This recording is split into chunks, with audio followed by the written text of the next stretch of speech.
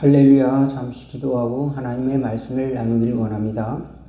하나님 우리 아버지, 오늘도 하나님의 말씀이 그리워서 하나님의 은혜가 기르어서 또 나오는 모든 성도들 가운데 하나님이 놀라운 축복으로 또 하나님의 은사로 또 하나님이 주신 지혜로 함께하여 주시사 하나님의 뜻을 알게 하여 주시고 나아가 하나님께 영광 돌릴 수 있도록 또 뜻과 또 생각과 또 비전을 허락하여 주시고 또 이웃을 위해 기도할 수 있는 또 기도의 마음도 더하여 주시옵시고 하나님의 교회를 위해서 또 봉사할 수 있는 또 은혜를 더하여 주시옵시고 또 이웃 사랑하는 실천할 수 있는 능력과 또 지혜도 허락하여 주옵소서. 예수님의 이름으로 기도하옵나이다. 아멘. 오늘 함께 은혜 나누실 하나님의 말씀은 데살로니가 전서 5장 12절부터 22절까지 교독하겠습니다. 데살로니가 전서 5장 12절부터 22절입니다. 형제들아, 우리가 너희에게 구하노니 너희 가운데서 수고하고 주 안에서 너희를 다스리며 권하는 자들을 너희가 알고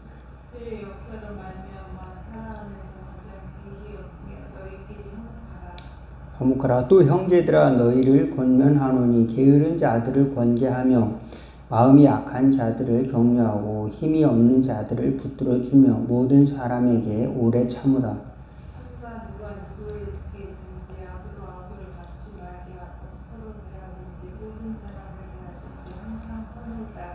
항상 기뻐하라.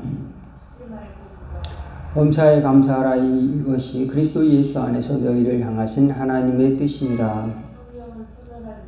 예언을 멸시하지 말고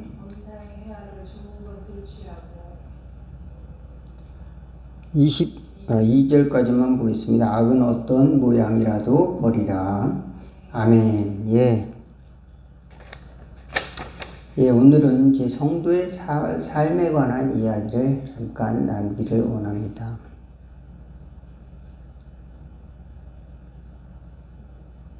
우리가 이제 예수님 믿겠습니다 이렇게 마음을 먹고 또 하나님께서 우리를 부르셔서 회개의 마음을 주시는 과정을 우리 신자들은 겪는 것입니다. 그래서 정말로 내가 하나님의 자녀가 됐다 이런 정체성을 갖기 시작한 후로 우리는 새로운 이제 관심을 갖게 되는 것입니다. 그럼 어떻게 살아야 할 것인가?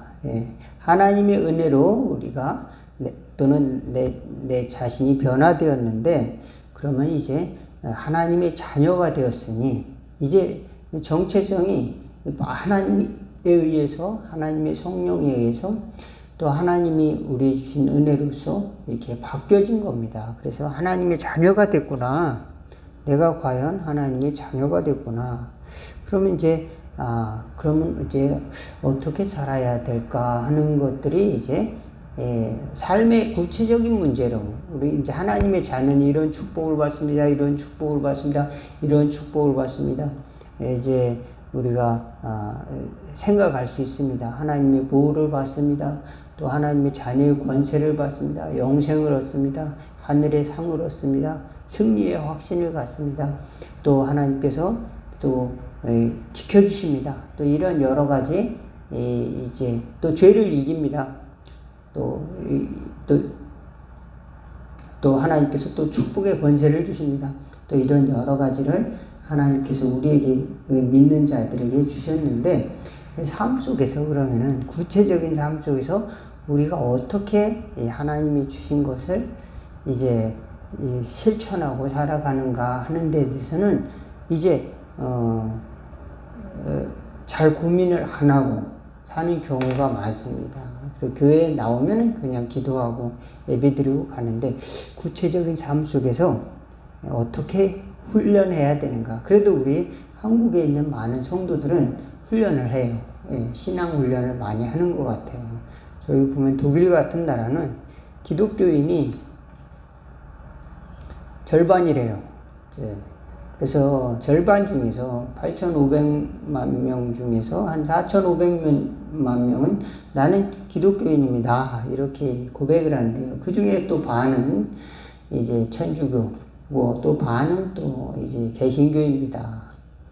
그런데 그 개신교인의 4%밖에 100명 중에 4명밖에 교회를 안 나온다는 거죠. 나는 예수 믿습니다 라고 하면서도 우리는 그 정도면은 교회 안 다니는 거죠. 나는 신앙생활 안 하는 정도죠. 교회 안 다니는 거는. 그러면 나는 무교입니다. 나는 신앙이 없습니다 라고 할 때는 또 그러지도 않아요. 그들은 문화 자체가 이제 나라가 기독교 국가로서의 이런 시스템을 갖춘 역사가 있기 때문에 그래서 거기는 아직도 그런 국가적으로 종교세라는 게 있지만요. 종교세라는 게 9% 정도 종교세를 내는 게 있는 것을 이제 보게 되는데 나라마다 이제 종교에 대한 또 기독교에 대한 정책이 또 다를 수 있는데 우리는 기독교에 대한 역사가 우리나라는 좀 약하잖아요. 잘해봐야 이제 200년 좀 넘는데 이제 천주교를 포함해서 230년 240년 이 정도밖에 안 되는데 하나님께서 우리나라에 이제 그런 예수 믿는 사람들 훈련을 시키시는 것 같아요. 새벽 기도도 하고 또 이제 성경 공부도 하고 여러 가지를 많이 성도들한테 훈련을 하나님이 그동안 이제 교회 다니는 사람들을 통해서 시키셨던 것을 이제 돌아보게 됩니다. 그런데 구체적으로 우리가 교회에 와서는 이제 기도도 하고 이제 성경 공부도 열심히 한단 말입니다. 그런데 이제 막상 사람들과의 관계 또 이런 것들은 이제 훈련을 할 기회들이 좀 별로 많지가 않다는 것을 알게 됩니다. 그래서 어떤 사람들이 있느냐 이렇게 생각해 볼 때 먼저는 이제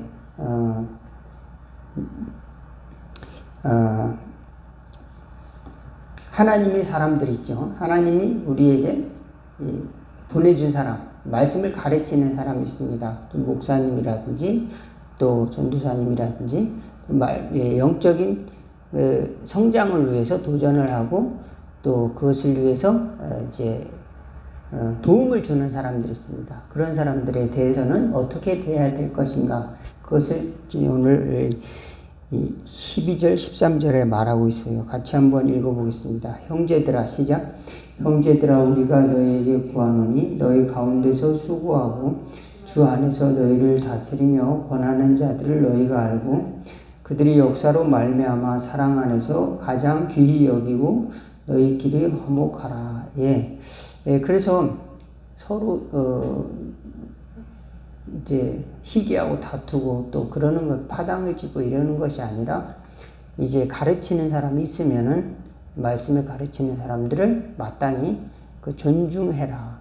또 애정을 가지고 그들을 위해서 기도해 주는 것도 우리가 이제 신앙생활하는 삶의 태도다 하는 것을 알 수가 있습니다. 그 다음에 우리 같은 이제 성도들끼리는 서로 화합하고 또 이제 화목하라 이렇게 이야기하고 있습니다. 또 한 부류는 또 어떤 부류가 있느냐 이제 믿음을 이제 믿음에 도움을 줄 수 있는 그런 리더들이 있고 또 하나는 이제 교회를 다녀요. 신앙생활을 하는데 오늘 보니까 게으른 자들 또 이제 또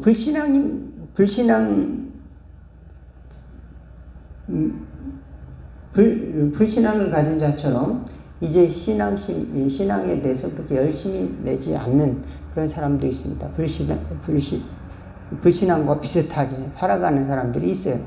교인인데도 불구하고, 교회 다님에도 불구하고 말만 만들어. 교회 다니는데도 불구하고 다른 사람만 계속 비방하면서 헐뜯고 그 다음에 이제 믿음의 말은 전혀 이제 하지 못하고 또 그리고 일을 자꾸 만들고 또 게으른 자들이 있습니다.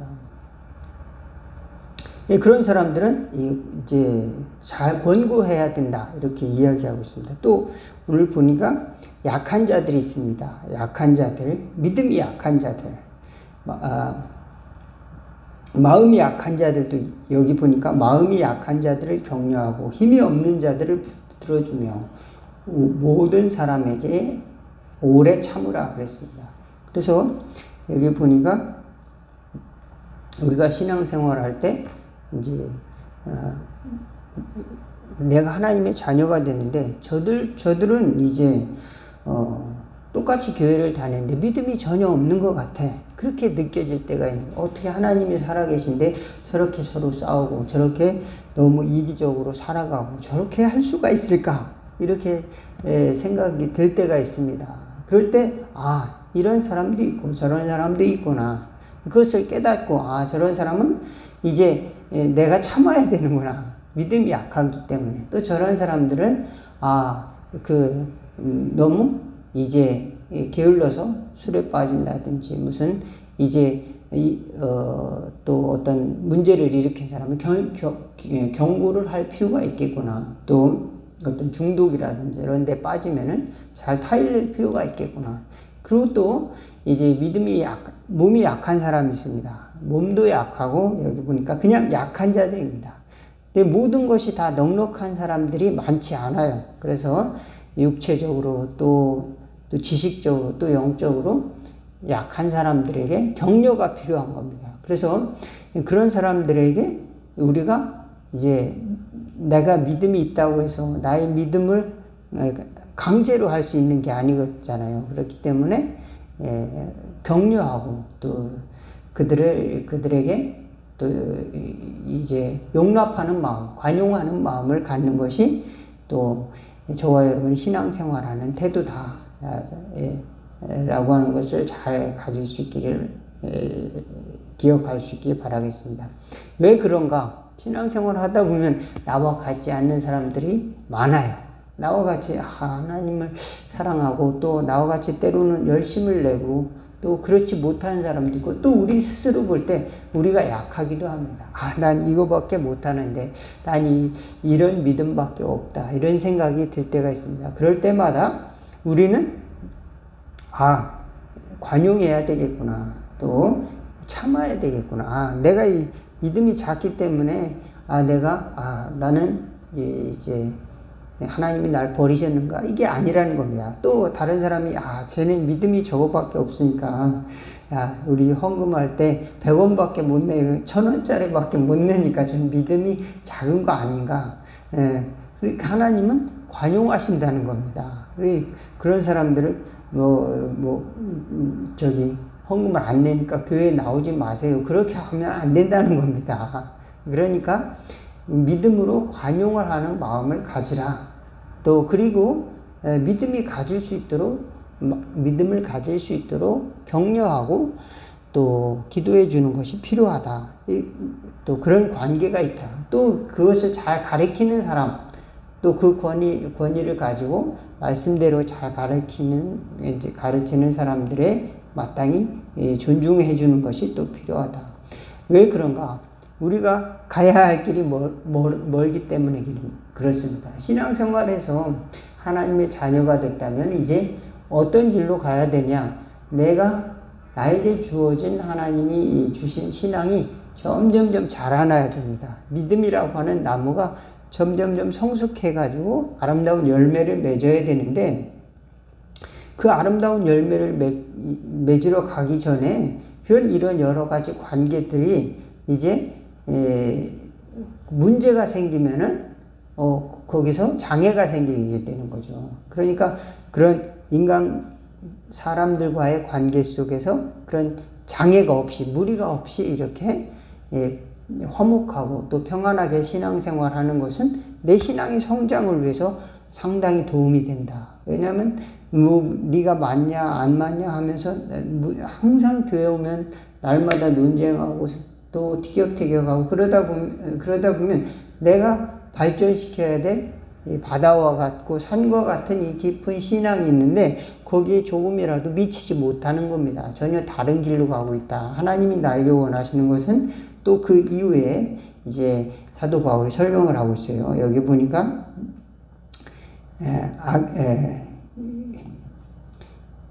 이 삼가 누구에게 악을 갚지 말고 대하고 서로 대하든지 모든 사람으로 대하든지 항상 선을 따르라. 항상 선을 따르라 그랬잖아요. 그 다음에 16절에는 항상 기뻐하라. 17절에는 쉬지 말고 기도하라. 18절에는 범사에 감사하라. 이것이 그리스도 예수 안에서 너희를 향하신 하나님의 뜻이니라.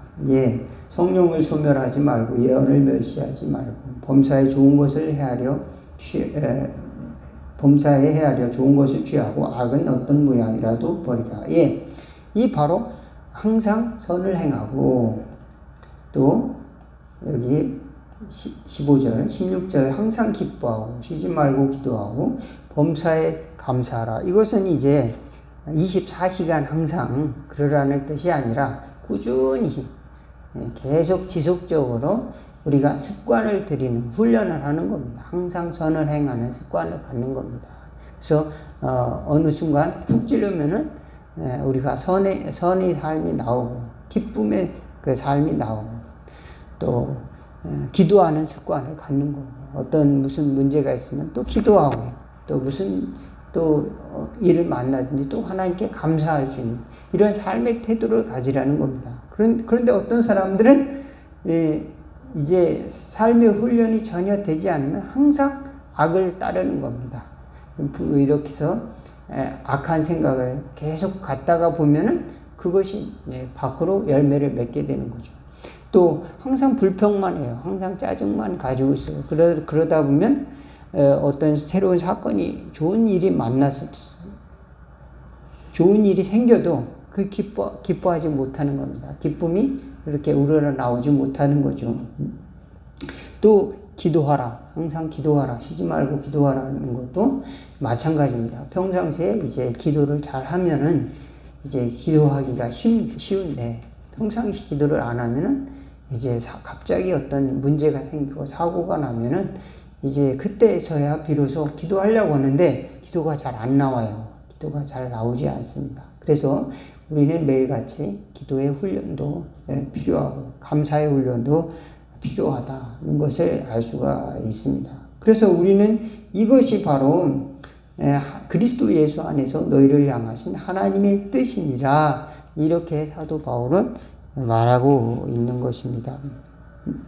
이 하나님의 뜻을 위해서 우리 인간관계성 속에서는 이제 아까 말씀드렸듯이 이 믿음을 잘 가르치는 사람들에 대해서 존중과 또 애정을 가지고, 또 어떤 사람은 또 경계하고, 또 어떤 사람들은 또 오래 참고 또 격려해주고, 또 이런 관계를 잘 갖는 것이 필요하다. 나와 다르기 때문에 쟤 믿음도 없어, 그러니까 그냥 무시하고, 또 그것이 아니라 하나님이 나를 참으셨는데, 하나님이 나를 용인해 주셨는데, 이런 마음을 갖는 것이 우리 신앙생활에 누구를 위해서?